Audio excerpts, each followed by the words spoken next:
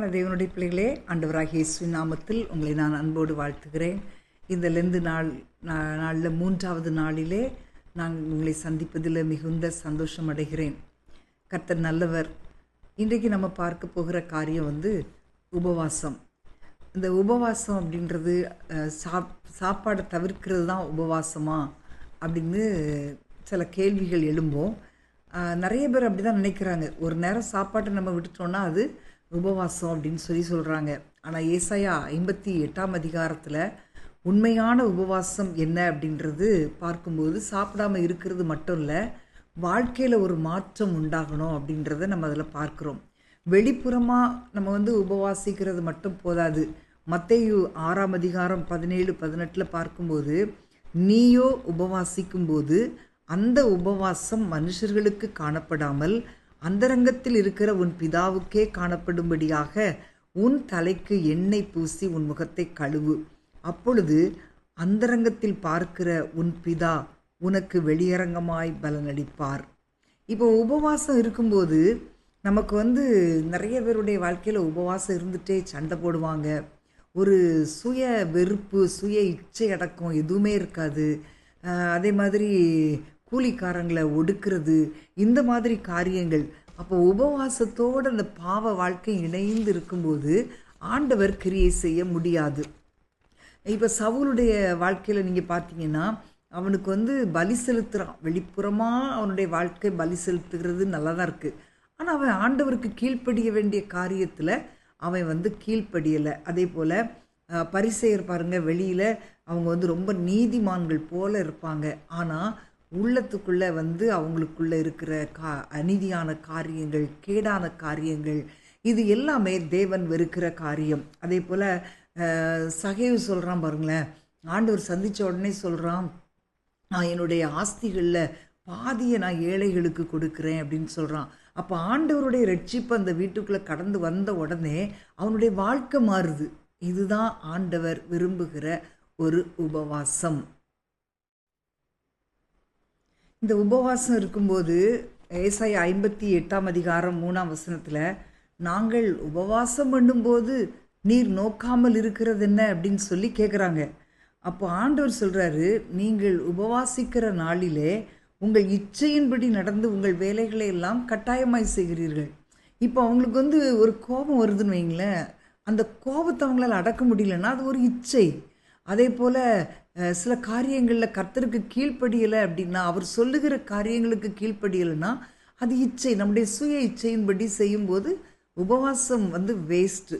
So இப்போ உபவாசத்தின் மூலமாக நம்முடைய வாழ்க்கை மாற்றமடையும் போது ஆண்டவர் கொடுக்குற நன்மைகளை நம்ம பார்க்கும்போது, ஏசாயா 58ஆம் அதிகாரம் 8 முதல் 12 வரைக்கும் நம்ம அதில் பார்க்குறோம். முதலாவது 8ஆம் வசனத்தில், ஆண்டவருடைய ஒரு ஆவிக்குரிய வெளிச்சம் நம்முடைய வாழ்க்கையில் உண்டாகும்போது நம்முடைய சுக வாழ்வு சீக்கிரத்தில் துளிர்க்கும், நமக்கு சுகம் உண்டாகும். அடுத்தது பாருங்களேன், 9ஆம் அதிகாரத்தில், அப்பொழுது நீ கூப்பிடுவாய், கர்த்தர் மறு உத்தரவு கொடுப்பார். ஆமேன். அப்போது ஆண்டவர் சரியான உபவாசம் இருந்து நம்ம ஜெபிக்கும்போது, கர்த்தர் நாம் கூப்பிடும்போது, ஆபத்தான சூழ்நிலைகளில் நம்ம ஆண்டவரை நோக்கி கூப்பிடும்போது அவர் நமக்கு மறு உத்தரவு கொடுப்பார்.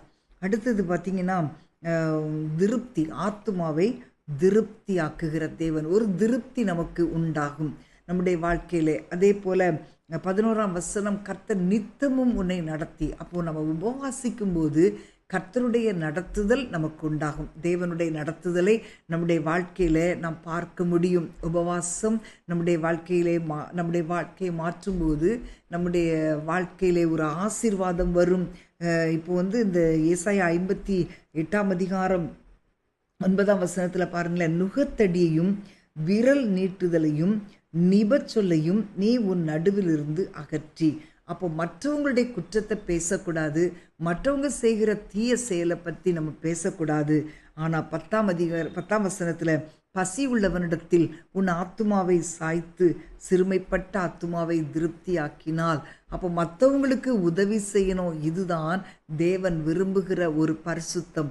அப்போ இந்த நாட்களில், இந்த லெந்து நாட்களில் நம்மளை ரொம்ப அப்படி உய்த்து ஆராய்ந்து சோதித்து அறியணும். அப்போ நம்மளையே பார்த்து கேட்கணும், கோபத்தை நம்ம விட்டு விடுகிறோமா, மற்றவங்கள மன்னிக்கிறோமா, ஏழைகளுக்கு உதவுகிறோமா, இப்படி நம்முடைய வாழ்க்கை பரிசுத்தமாகுதா, நாளாக ஆக ஒவ்வொரு நாளும் நாம் பரிசுத்தத்தின் மேல் பரிசுத்தம் அடைகிறோமா. இதெல்லாம் இல்லைன்னா எவ்வளவுதான் உபவாசம் இருந்தாலும் அது வேஸ்ட். இருதயத்தில் இரக்கம் இருக்கணும். நம்முடைய வாழ்க்கை ஒரு வயிறு எம்டி போடுறது உபவாசம் அப்படின்னு நம்ம நினைக்கிறோம். இல்லை அன்பான தேவனுடைய பிள்ளைகளே, நம்முடைய இருதயம் தேவனுடைய அன்பினால் நிரம்பி இருக்கணும். நம்முடைய இருதயத்தில் ஒரு மாற்றம் உண்டாகணும். நம்முடைய ஆவிக்குரிய வாழ்க்கையில் ஒரு மாற்றம் உண்டாகணும். நம்முடைய உலக பிரகாரமான நம்முடைய செயல்களில் ஒரு பெரிய மாற்றம் உண்டாகணும். அதுதான் தேவன் விரும்புகிற உபவாசம். இன்றைக்கு நீங்கள் உங்களுடைய வாழ்க்கையில் உபவாசிக்கும் போது, இந்த லெந்து நாட்களில் நிறைய பேர் சாப்பாடை வெறுக்கிறாங்க, பூ வைக்க மாட்டேன்னு சொல்கிறாங்க, நிறைய பேர் பல காரியங்கள், பல பாவ செயல்களை விடுறாங்க. இதெல்லாம் ஒரு விதமான உபவாசம் அப்படின்னு சொல்லி நினைக்கிறாங்க.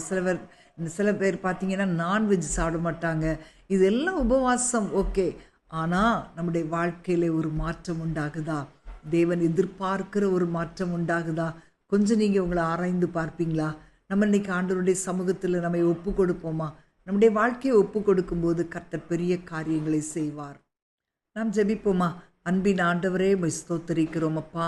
ஆண்டவரே, இந்த லெந்து நாட்களிலே எங்களை ஆராய்ந்து பார்க்கும்படி கர்த்தர் இந்த நாளிலே எங்களுக்கு கிருபை கொடுத்திருக்கிறீர். உமக்கு ஸ்தோத்திரம் அப்பா. ஆண்டவரே, எங்களுடைய உபவாசம் எப்படி இருக்க வேண்டும் என்று எங்களுக்கு கற்றுக் கொடுத்தீர்.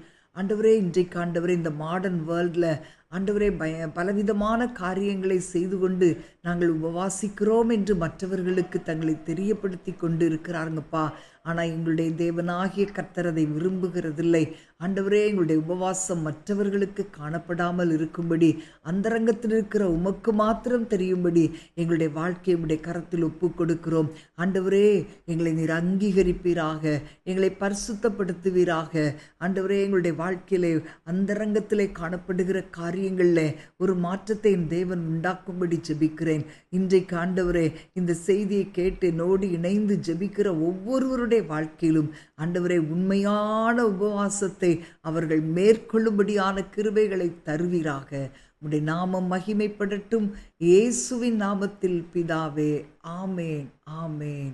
அன்பான தேவனுடைய பிள்ளைகளே, ஏசாயா 58ஆம் அதிகாரத்தில் நம்முடைய உபவாசம் எப்படி இருக்கணுன்றதை ஆண்டவர் நமக்கு சொல்லி கொடுக்கிறார். அதை நீங்கள் வாசித்து இன்றைக்கு அதை வாசித்து அதன்படி நாம் நடக்கும்போது நம்முடைய வாழ்க்கை மிகுந்த ஆசீர்வாதமாக இருக்கும். உங்களுடைய சுக வாழ்வு சீக்கிரமாய் துளிர்க்கும். ஆமேன். God bless you.